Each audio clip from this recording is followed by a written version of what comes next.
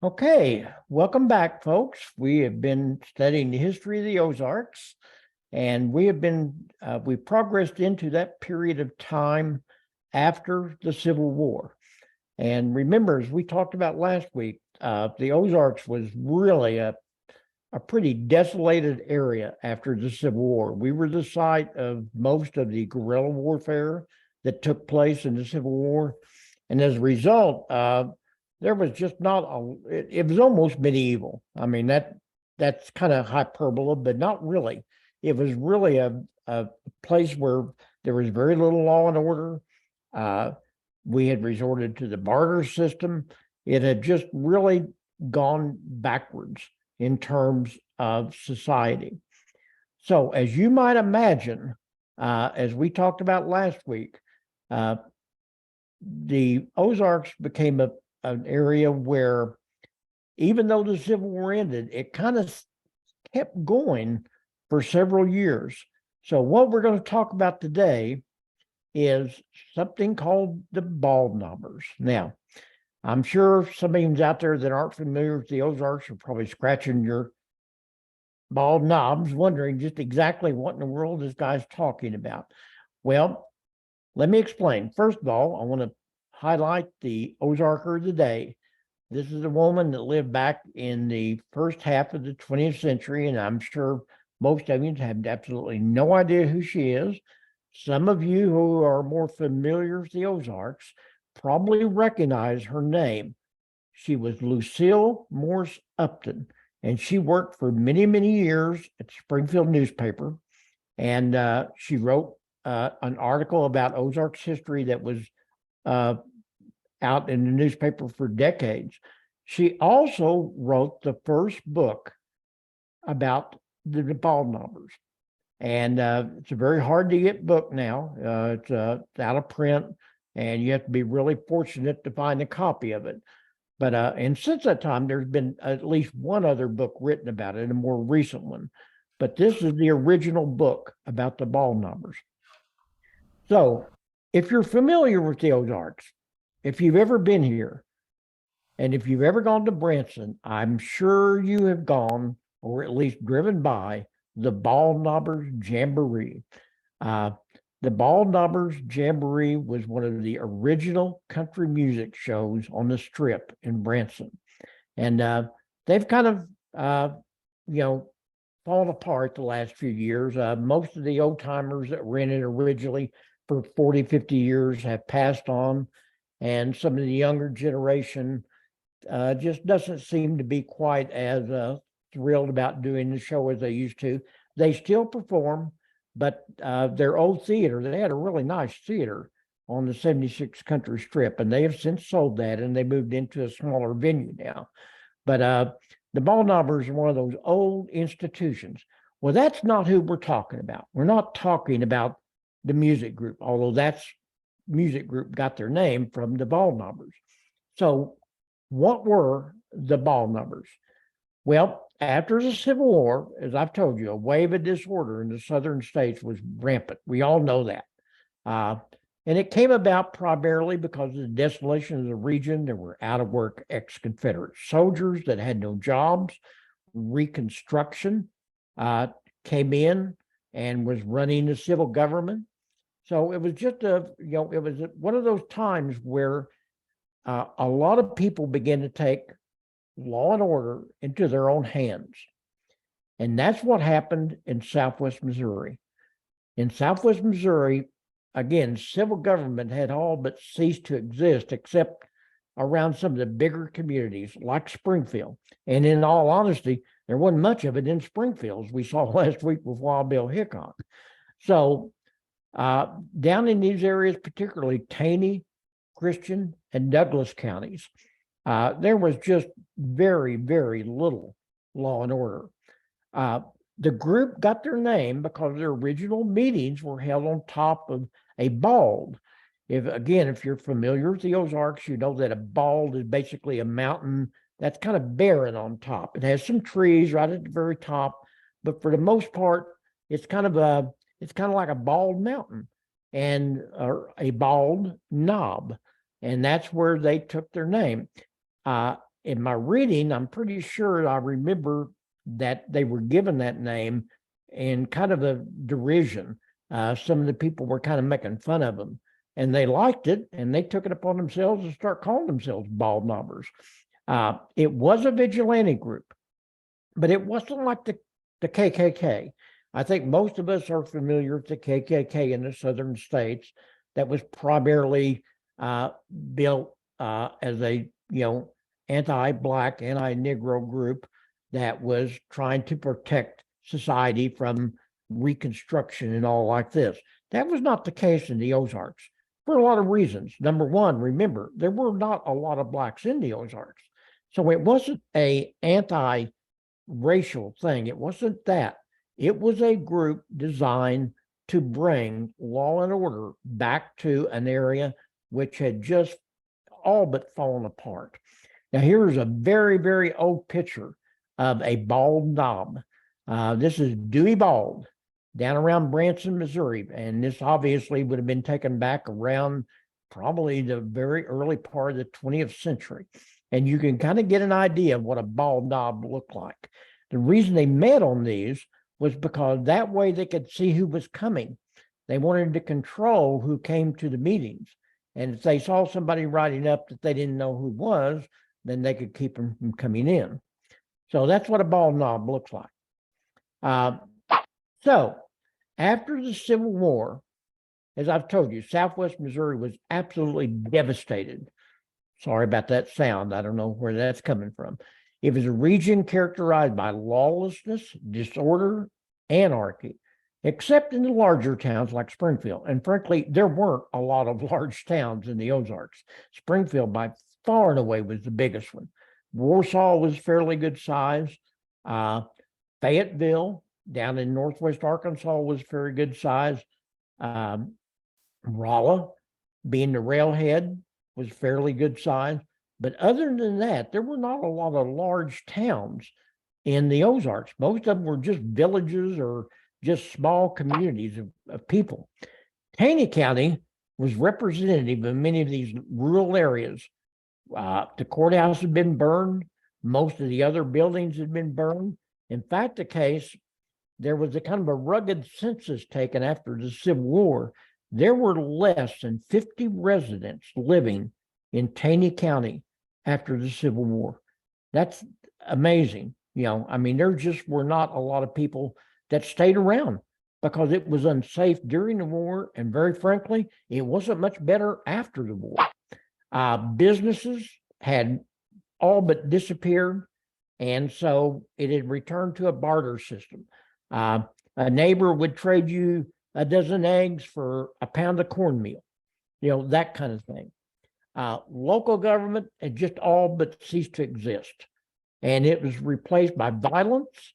And as an example, in Taney County, in the 15 years after the Civil War, from about 1865 to about 1880, there were 40 murders in Taney County, and not one person was arrested or charged for a crime. That gives you an idea of the anarchy that was going on inside the Ozarks. Here's a map of old Taney County back around this period of time. As you can see, there were very few communities. There was Forsyth. It was by far and away the largest one. There was Walnut Shade. There was a Bald Knob, a little town called Bald Knob. And there were some other ones, Pro Tem, some of these areas like this. But for the most part, there wasn't much down there. It was just really a vacant area. Now, beginning in 1870, things begin to change. And what brought about this change was the arrival of the railroad. Now, we're going to talk next week about the arrival of the Frisco Railroad and the impact it had upon the Ozarks. But just know today that when the railroad came, things begin to change. People begin to move into these areas because this was an area where a lot of railroad ties were being hewn and being used to build the railroads. The new immigrants that moved in, that was brought in by the railroad, tended to be different than the native settlers. They tended to be Republican in politics. They tended to be more pro-union, and they most certainly were more law and order. They wanted, they wanted schools, they wanted churches, they wanted civilization. And the old settlers primarily were old natives or remnants of natives that had been primarily Democratic. Most of them had been Southern sympathizers, and they had grown up with a society where you took law into your own hands. If somebody did something to you, you did it back to them. You didn't bother to go try to find a sheriff or something like this and take them to court. You just took it on your own hands. It was basically an eye for an eye to situation. So into this came these new settlers. Now, as these settlers moved into these areas, you might imagine there was conflict between the two groups, because most certainly the old natives that were primarily Democratic and believed in an eye for an eye type situation, that were still dissatisfied because they'd lost the Civil War, were going to come into conflict with these newer people that were moving in. They didn't like it. And as a result, you had a lot of conflict.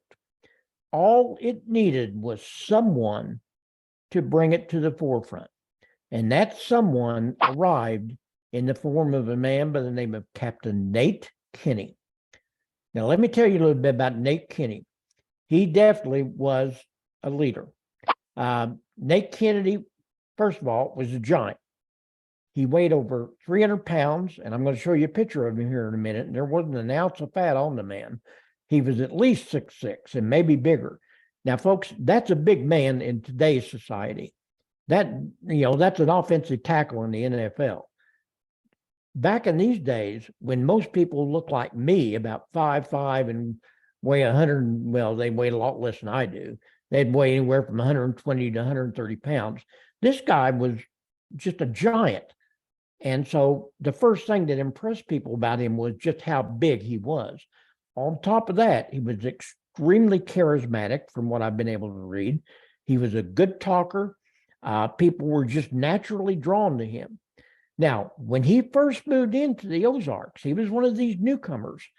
He didn't quite fit the mold of what I've just told you.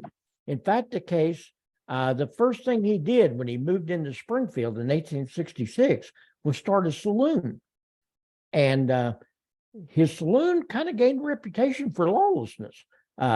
He didn't much need law. As big as he was, he took care of everything on his own. However, as he grew and as he matured, he got married, began to have children, and in the vernacular, he got religion. His wife apparently converted him, and he became a Christian, and he decided that Springfield was too rough to raise his family.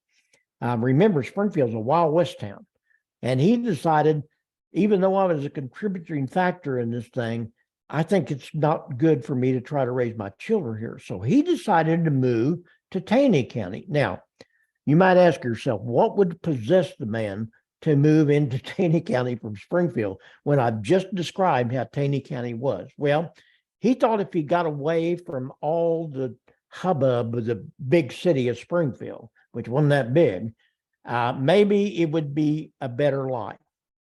Well, he got down to Taney County in the area around Forsyth. And the first thing he did was start a Sunday school and begin to preach. And he was very successful at it. Like I said, he was very charismatic. He could speak well. He was apparently an intelligent man. And he gained a reputation very rapidly as a preacher. Unfortunately, he came into conflict with the natives that I've just described. They didn't much care for his brand of preaching or politics or wanting to make the area civilized. They were very happy with the way things were. Now, here's a picture of Captain Nate Kinney standing by his back bar in Springfield. And back bars are generally around 7 foot tall. And although I can't see the very top of his back bar, you can see how big this guy was. He was really big. And like I said, there's not very much fat on that man. I mean, he was capable of taking care of business all of his own. He didn't need any sheriff or any posse or anything else. Nate Kinney was quite capable of taking care of business. So what happened that made Nate Kinney be the kind of match that lit the fuse in Taney County to begin to form this law and order group? Well, what happened was this. By 1883, several events occurred in Taney County, which led to this organization of this law and order society, which became known as the BALDKNOBBERS.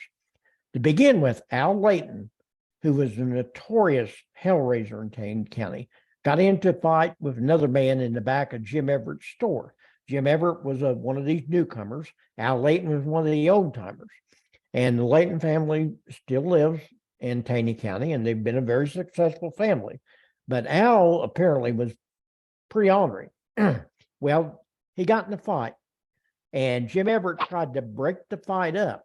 And when he did, Layton killed Everett. Now, a lot of people think he didn't do it on purpose. A lot of people think it was just one of those things that was a reaction.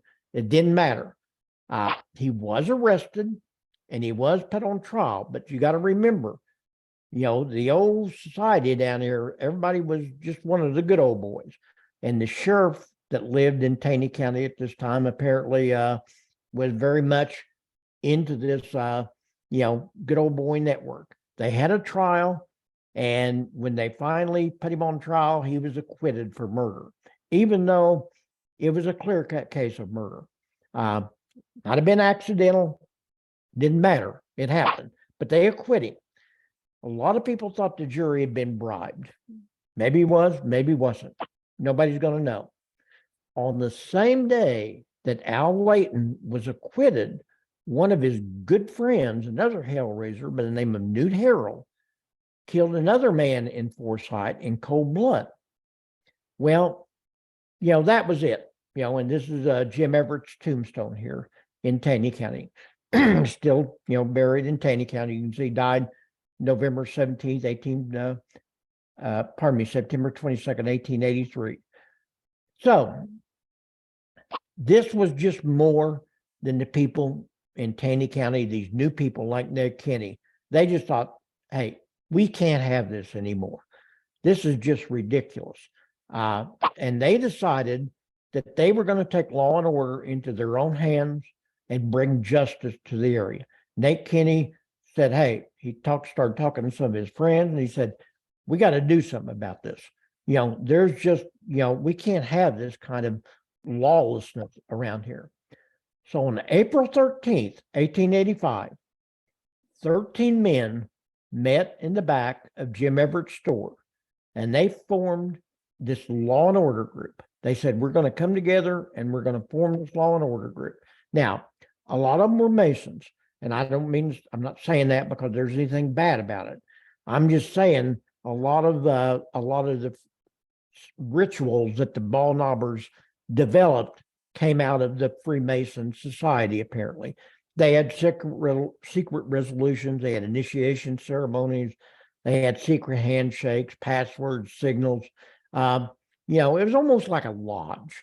I'm not for sure when they organized it, they really knew it was going to grow to the size it ended up growing. So these 13 men, they formed this law and order society, and they decide that they're going to grow a group and get rid of all the lawbreakers, the evildoers, the ne'er-do-wells in Taney County. They said, we're going to take care of business. The sheriff won't do it. We'll take care of it for him. Here are 3 of the original 13 BALDKNOBBERS. I used to have their names, but what age does. I've forgotten what their names were. I'll be honest. But this is 3 of the original BALDKNOBBERS that were involved in the 13 that met in the back of Jim Everett's store. So the next thing the BALDKNOBBERS do, and they weren't called that yet, the next thing the group did they decided to have a meeting to allow others to join. Now, some people, everybody knew about it, and some people thought it was stupid. You might imagine the old timers thought, hey, this is ridiculous. A lot of the newer people decided they want to be a part of it. So a few weeks later, they had a meeting atop Snaps Bald near old Kirbyville, which was a small community down in eastern Taney County.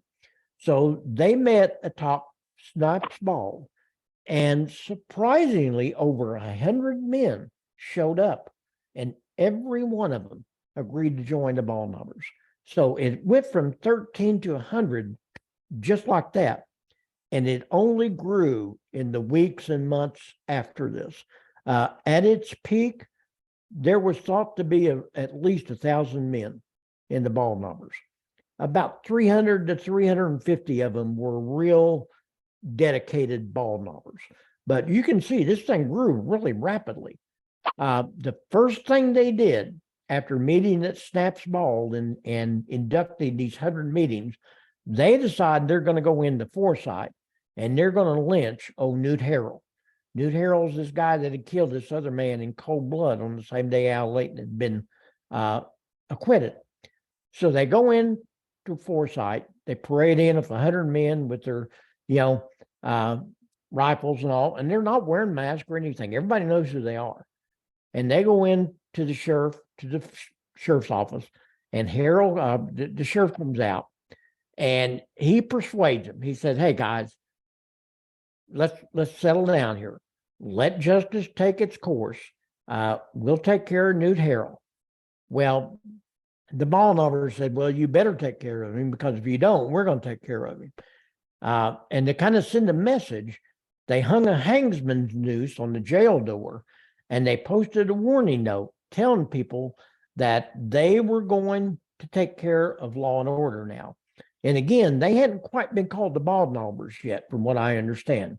That they didn't really even have a name. They were just a law and order society, probably called something like the Anti-Horse Thieves League, which was a common name for these type of societies.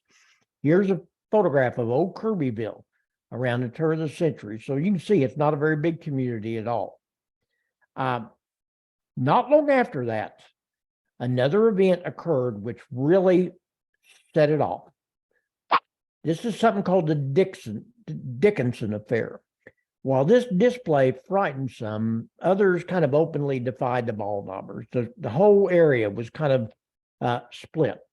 Two brothers, Frank and Tubal Taylor, who were part of this old society of Taney County, and they were particularly vicious people, apparently. They ridiculed the group. They made fun of them. They said, we're not scared of no BALDKNOBBERS, and just went about making fun of them. Well, it so happened they went into a store in Forsyth owned by a man by the name of John Dickenson. Now, John Dickenson just happened to be one of these original 13 BALDKNOBBERS, and I'm sure they knew that.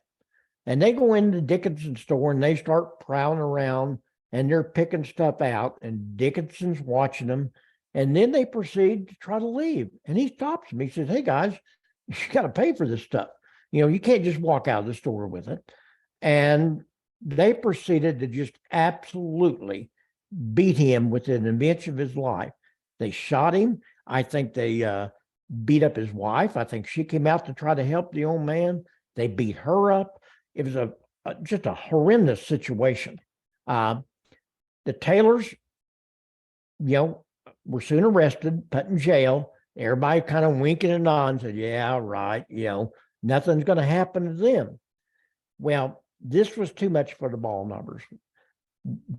Dickenson was one of their own, and they decided that they're going to take matter into their own hands. That night, a group of the BALDKNOBBERS, went back to the jail, and this time the sheriff could not talk them out of it.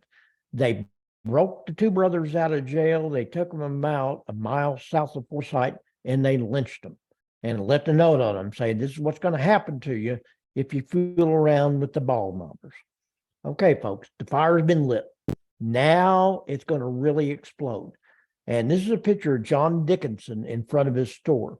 He was I think he was from Scotland. He was kind of a dandy. Didn't really fit in with Taney County. One of those kind of guys that just didn't quite fit the mold of what we would think of. Well, violence began to really break out now. Over the next 2 years, there were more and more of these types of acts. There were vengeance ranging from hangings to warning outs. The BALDKNOBBERS were particularly noted for tying a bundle of sticks together. And if there was somebody they wanted to leave, they would ride up to their place and they would throw these sticks upon their door and say, basically, give them a warning. Say, hey, leave. A lot of them did. Some of them didn't. And so now you've got two groups down here that are just basically in open warfare. Just so happened that one of the people that was anti-BALDKNOBBER was a young kid by the name of Andrew Cogburn. Now, from what I've been able to read about Andrew Cogburn, he really wasn't that bad or violent of a kid. He was just a kind of a stupid 18, 19, 20-year-old kid that just hadn't quite matured yet. But he gets it in his head that he's going to torment old Nate Kinney. Now, first of all, that wasn't a very smart thing to do. But he did things like he would go to Kinney's church while the meetings were going on and put a miniature coffin on the front door with a warning note that he was going to kill Nate Kinney.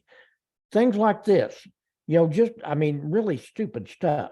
You wouldn't even want to do something like that today, let alone back in these days when society was pretty much void of any law and order. Well, within days, the two got together and Kinney killed Cogburn. Now, most people thought that it was kind of an unprovoked incident. Most people thought that Kinney just basically assassinated him. Even some of the people that had been BALDKNOBBERS and had been sympathetic to Kinney were no longer sympathetic to him because they thought this was just kind of an unprovoked incident. They said, hey, this kid was just a stupid kid. He really, wasn't dangerous. He was just kind of getting under your, crawl. He was just kind of one of these kids that was just giving you a hard time. This is a photograph of Andrew Cogburn. So at this point, some of the people in Taney County, they telegraphed the governor of Missouri, and they say, hey, you got to get control of this situation down here. People are it's getting out of hand here. People are robbing, they're hanging people, they're killing people in cold blood, and you got to get the situation under control. It's kind of ironic that the people that originally were involved in doing this were the ones now seeking the help of the government to come in and take control of it. So what happened was the governor sent in one of his emissaries, a man by the name of Governor Marmaduke, sent down one of his lieutenants, basically to go down to Taney County and restore order. Now, how would you like to have been that guy? How would you like to have been the guy to have to be going down to Taney County in the middle of this blood feud going on between these two groups and try to bring law and order to the group? But he went down there and he went up to Nate Kinney and he asked him, he said, I want to have a meeting with your group. And we're going to have it on this day. And you come on into Forsyth and I'll meet with you. So sure enough, that night, Nate Kinney showed up with 350 BALDKNOBBERS. They were all carrying their weapons. And somehow this emissary was able to convince them to lay their weapons down and to pledge allegiance to the civil government of the state of Missouri. I don't know what he had to promise the BALDKNOBBERS. I don't think it probably totally was accurate. I think probably a lot of people just did this as a show and then went back and kept doing what they were doing, because we know that this did not end the BALDKNOBBERS' reign. All it did was kind of just make it a little bit more closed than what it had been in the past. But at least on the surface, the BALDKNOBBERS in Taney County had been disbanded. This is a picture of Marmaduke. By the way, if you think you've heard that name before, and you've been with me for the last few weeks, you might remember that he was the Confederate general that invaded Springfield in the winter of 1863 and fought against the Union forces at the Battle of Springfield. And he was defeated and had to leave, and he went on back into Arkansas. But he was reconstructed after the Civil War, and he became the governor of Missouri like 20 years later. Quite a reconstruction. Well, at least on the surface, the BALDKNOBBERS in Taney County had at least stopped, their activities. Really didn't. They just kind of went underground. But in the meantime, this thing had spread. It's kind of like a malignancy, and it spread to neighboring counties. For instance, in Greene County, we had a group called the Regulators, and these Regulators were much more active than what a lot of people probably want to believe, but they actually kind of predated the BALDKNOBBERS, and they hung a lot of different people, particularly up around the area of Ash Grove and Walnut Grove. Apparently that was a really rugged little area, and they were out here doing their vigilante thing. It also spread into Wright County and in Douglas County. So there were BALDKNOBBERS groups all over the place. But it was in Christian County that the BALDKNOBBERS gained their biggest notoriety.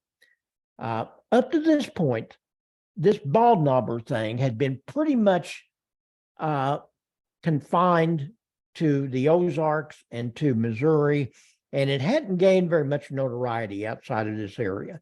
Everybody knew about the BALDKNOBBERS in Taney County and the surrounding counties. But for the most part, it was just kind of a regional type thing. But the Christian County BALDKNOBBERS brought a whole new notoriety to the group, primarily because of one thing. And that was their outfits. Up to this point, the original BALDKNOBBERS and most of the other groups, they didn't care who knew who they were. The Christian County BALDKNOBBERS developed a skull mask, and they became known for wearing these skull masks on their raids. Now, this happens to be a still from a silent movie that was made about the BALDKNOBBERS back in the early, like 19 teens, 16, 17, 18, 19, something like that. And they used as many of the extras that still existed in Christian County as people in the movie. These were some of the original BALDKNOBBERS wearing their original mask. So what you're seeing here is a still from a silent movie that I don't even know if it exists anymore. I've tried to find it online, and as far as I know, it doesn't even exist anymore. Probably deteriorated. So a lot of these old movies made back in this time were made on film that didn't last. But anyway, this is a still. Somebody took a still photo of it. And so this is a picture of some of these original Christian County BALDKNOBBERS wearing their original mask. And this gives you an idea. Pretty scary looking group, to say the least. Well, these Christian County BALDKNOBBERS became the real people that really became notorious.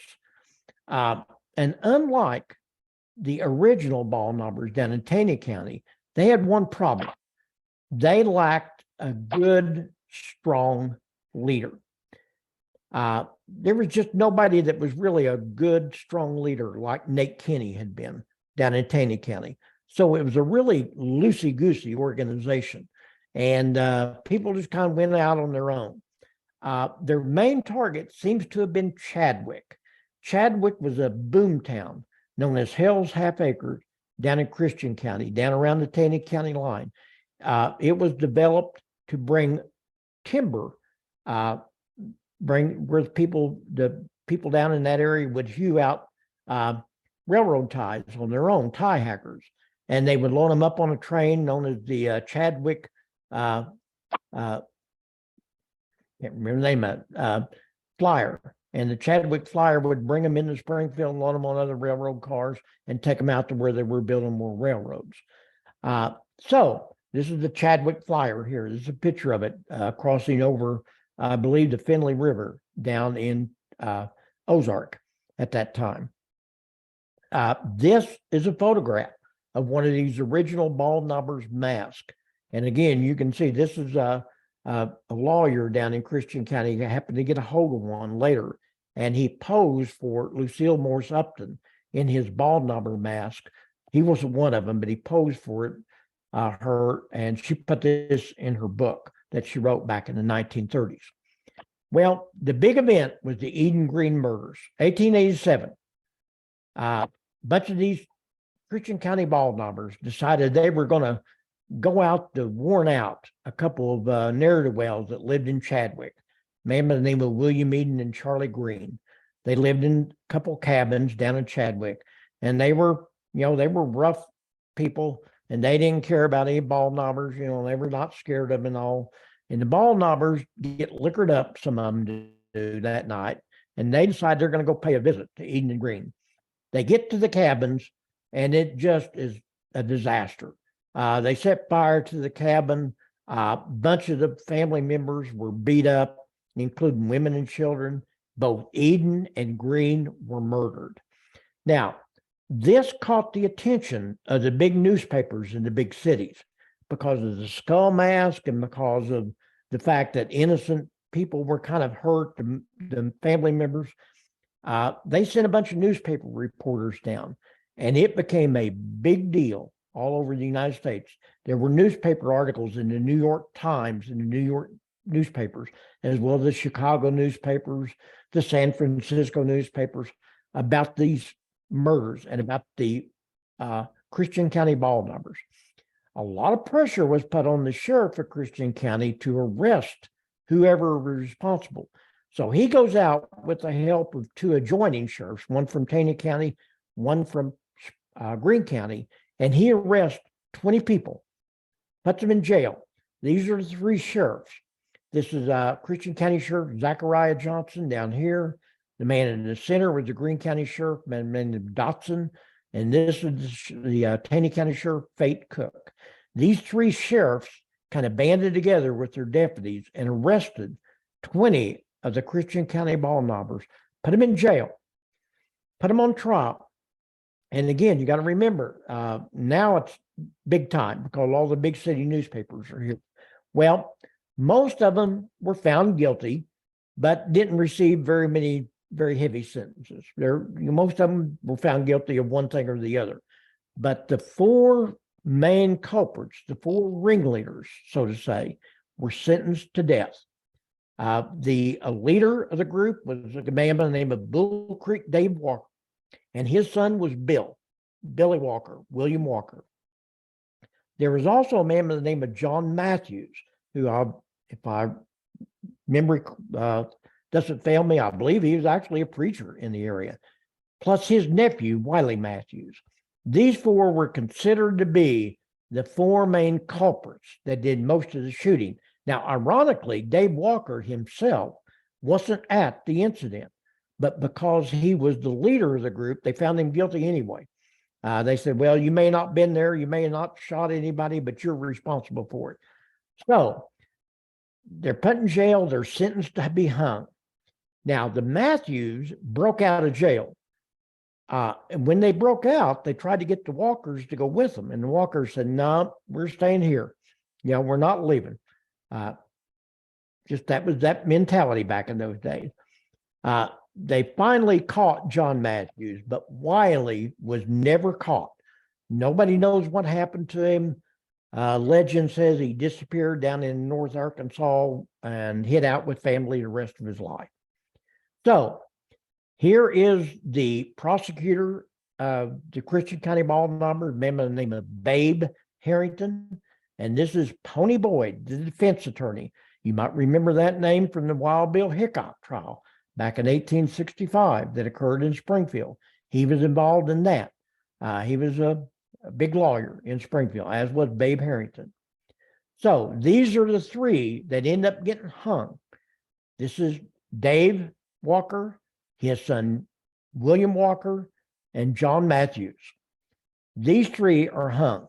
Now, the sheriff of Christian County says, guys, I'm going I'm going to have somebody come down to hang you. And they said, no, you're our friend. If anybody's going to hang us, we want you to hang us.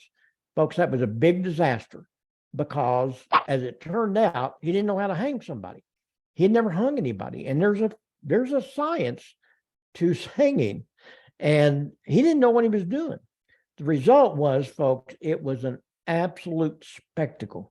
It was just horrible. It was a gruesome scene. The sheriff, being untrained, botched the whole thing. Young William Walker, the rope broke. They had to hang him twice. The other ones, the rope was too long and they drugged their feet on the ground, and they basically, I don't mean to be terribly gross here, but they choked to death instead of breaking their neck like they're supposed to. And it was just horrible. And you got all these newspaper reporters here, and the result was it was all put out in the big city newspapers. It only led fire to the concept of the hillbilly. People already thought people down here in the Ozarks were hillbillies. Now they really thought it, because this became a big deal. The story becomes part of the Shepherd of the Hills, which makes the Ozarks. And we're going to talk about the Shepherd of the Hills later. This is the BALDKNOBBER jail. No longer exists. This is where they were hung out in front of this jail. They had a fence around it, but they were still hung. Now, Nate KINNEY, and I'm running out of time here, so I'm going to have to go through this pretty fast. Nate KINNEY, in the meantime, he gets assassinated by a man by the name of Billy Miles. Billy Miles is another young kid, and he decides he's going to take care of Nate KINNEY way back there in Taney County. So he ends up, killing Nate KINNEY. KINNEY's associates, the old BALDKNOBBERS from Taney County, decide they're going to hire a man to come up to kill Miles from Arkansas, a professional killer. Only trouble is he's aided by the new sheriff of Green County, or Christian Taney County, by the name of Gabe Galba Branson. Recognize that name? That's right. He gave his name to the town of Branson, which is the big town now in Taney County. Branson and the hired killer are also killed by Billy Miles and his brother. So Miles is later acquitted in a jury trial up in Christian County. They held it in Christian County on a change of venue. This is Sheriff Branson, and this is the Miles brothers. You can kind of tell they must have been quite a group. Of course, the BALDKNOBBERS still live on. This is the singing group as they performed in Branson for many, many, many years. And I'll bet some of you out there remember some of this. You got old Droopy Drawers, and you got George Agronite, who was the leader of it. A lot of these members were members of the Mabe family. And the Mabe family were a big clan in Christian County and Taney County, and they formed this group of hillbilly players. Of course, the ironic thing is you look at them and think they're hillbillies. After the show, they get into their limousines and drive to their big houses in Nixon, Missouri. And I can still take you to their house. And they had a big gated house, like Elvis Presley, with the big music symbols on the iron gate with the M on it. They were millionaires, but they put on a good show. And of course, the BALDKNOBBERS are still part of the Shepherd of the Hills pageant that goes on out in Branson. So that's it for the BALDKNOBBERS. Next week, we're going to talk about the coming of the railroad, which was huge in the Ozarks. So, sorry I'm running a little bit late, but I hope you've enjoyed it. Yeah, we have. Hi, Donna. Hi there. It's good. Good to see you. Yeah, we've seen the BALDKNOBBERS before.